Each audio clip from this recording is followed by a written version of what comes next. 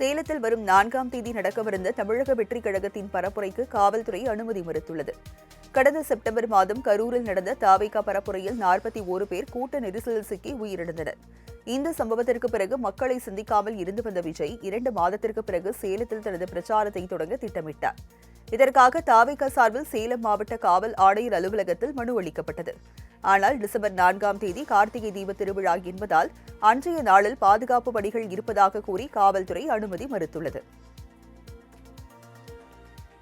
திமுக கட்டமைத்த பொய் கோட்டைகளை அமைச்சரே தகர்த்திருப்பதுதான் பாமகவின் வெற்றி என அன்புமணி ராமதாஸ் தெரிவித்துள்ளார். இது தொடர்பாக தனது எக்ஸ் பக்கத்தில் பதிவிட்டுள்ள அவர், திமுகவின் தொழில் பொய் முதலீடுகள் என்ற தலைப்பில் தான் வெளியிட்ட ஆவணத்தின் உண்மைகளை மறுத்து தொழில்துறை அமைச்சர் அறிக்கை வெளியிட்டிருக்கிறார். அதில் பாமகவின் குற்றச்சாட்டுகளை மறுப்பதாக நினைத்து அனைத்தையும் அவரே ஒப்புக் கொண்டிருப்பதுதான் பாமகவின் வெற்றி என்று குறிப்பிட்டுள்ளார். மேலும் தமிழ்நாட்டிற்கு வரவேண்டிய தொழில் முதலீடுகள் ஆந்திராவுக்கும் தெலுங்கானாவுக்கும் செல்வதற்கும் திமுகவின் ஊழலே காரணம் எனவும் அன்புமணி சாடியுள்ளார். தமிழர்களை நீக்கிவிட்டு வட இந்தியர்களை சேர்ப்பதற்காகவே எஸ்ஐஆரை கொண்டு வந்ததாக மத்திய அரசு மீது வைகோ குற்றம் சாட்டினார். ஜனவரி 2ஆம் தேதி திருச்சியில் சமத்துவ நடைபயணத்தை தொடங்கவிருக்கும் வைகோ திருவண்ணாமலையில் இளைஞர்களை தேர்வு செய்தார். இதில் செய்தியாளர்களை சந்தித்த அவர், தமிழகத்தை வஞ்சிக்கும் விதமாக மேகதாது அணை ஆய்வு அறிக்கைக்கு மத்திய அரசு அனுமதி அளித்ததாக கூறினார். மேலும் எஸ்ஐஆரை கொண்டு வந்து தமிழகத்தில் வசிக்கும் தமிழர்களின் வாக்குகளை நீக்குவதே மத்திய அரசின் நோக்கம் என தெரிவித்தார். திராவிட வெற்றிக் கழகம் என்ற புதிய கட்சியை தொடங்கிய மல்லை சத்யா சென்னை அடையாறில் கட்சியின் கொடியை அறிமுகப்படுத்தி பின்னர் செய்தியாளர்களிடம் பேசினார். அப்போது துரை வைகோவின் கார்ப்பரேட் சிந்தனையே பிரிவுக்கு காரணம் என குற்றம் சாட்டினார். தமிழ்நாடு முதலமைச்சர் மு.க.ஸ்டாலின் தலைமையில் மீண்டும் திமுக அரசு அமைய எங்களால் முடிந்த உதவிகளை செய்வோம் என உறுதியளித்தார்.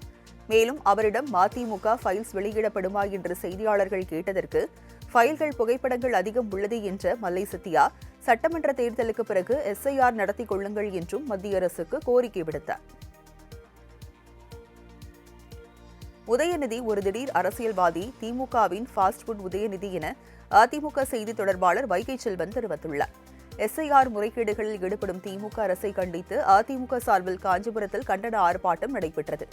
இந்நிகழ்வில் கலந்து கொண்டு பேசிய அவர், பெரியாரின் கொள்கைகளின் கழகமாக இருந்த திராவிட கழகம் தற்பொழுது திமுகவின் ஊதுகோலாக மாறியுள்ளது என வேதனை அளிக்கிறதாகவும், திமுகவுடன் மத்தியில் ஆட்சியில் இருந்தபோது எந்தவொரு திட்டமும் தமிழ்நாட்டில் கொண்டு வரவில்லை எனவும் தெரிவித்தார். தனக்கு எதிரான தாக்குதலில் காவல்துறை முரண்பாடாக நடந்து கொண்டதாக பாமக மேட்டூர் சட்டமன்ற உறுப்பினர் சதாசிவம் சென்னையில் டிஜிபியை சந்தித்து புகார் தெரிவித்துள்ளார். பின்னர் செய்தியாளர்களிடம் பேசிய அவர், கடந்த 4ஆம் தேதி வாழப்பாடியில் தங்கள் இயக்கத்தினர் மீது கொடூரமாக தாக்குதல் நடைபெற்றதாக கூறினார். மண்டை உடைந்து உயிருக்கு போராடும் நிலையில் உள்ளார்கள் என்றும், இந்த தாக்குதலுக்கு நடவடிக்கை எடுக்க வேண்டும் என தாங்கள் போராட்டம் செய்து எஃப்ஐஆர் போட வைத்ததாகவும், ஆனால் பாதிக்கப்பட்ட தங்கள் 8 பேர் மீதே காவல்துறை எஃப்ஐஆர் பதிந்து கைது செய்து சிறையில் அடைத்துவிட்டதாகவும் அவர் குற்றம் சாட்டினார். செங்கல்பட்டு மாவட்டம் அச்சரப்பாக்கம் அருகே போலி மருத்துவம் பார்த்து வந்த அதிமுக ஒன்றிய செயலாளர் மீது போலீசார் வழக்கு பதிவு செய்துள்ளனர். கடமலைப்புத்தூர் கிராமத்தில் அதிமுக தெற்கு ஒன்றிய கழக செயலாளர் ரங்கராஜன் என்பவர் கிளினிக் ஒன்றை நடத்தி வந்துள்ளார். இவர் சித்த மருத்துவம் படித்துவிட்டு ஆங்கில மருத்துவம் பார்ப்பதாக அப்பகுதி மக்கள் அளித்த தகவலின் பேரில் இணை சுகாதார இயக்குநர் தலைமையில் மருத்துவக் குழுவினர் கிளினிக்கை ஆய்வு செய்ய வந்தனர். இதனை கண்டு அதிர்ச்சியடைந்த அதிமுக ஒன்றிய செயலாளர் ரங்கநாதன் அங்கிருந்து தப்பி ஓடிய நிலையில் போலீசார் வழக்கு பதிவு செய்து விசாரணை மேற்கொண்டு வருகின்றனர். மசோதாக்கள் மீது 3 மாதத்தில் ஆளுநர் முடிவெடுக்காவிட்டால் நீதிமன்றத்தை நாடுவோம் என திமுக எம்பி வில்சன் தெரிவித்துள்ளார். மசோதா மீதான ஒப்புதல் அளிப்பது தொடர்பாக ஆளுநருக்கு எந்த கால நிர்ணயமும் இல்லை என உச்சநீதிமன்றம் தெரிவித்துள்ளது. இதுகுறித்து சென்னை உயர்நீதிமன்ற வளாகத்தில் செய்தியாளர்களை சந்தித்த திமுக எம்பி வில்சன், உச்சநீதிமன்றம் வழங்கியதை தீர்ப்பு என சொல்ல முடியாது என்றும், கருத்து என்று மட்டுமே குறிப்பிட்டு சொல்லி இருப்பதாகவும் தெரிவித்தார்.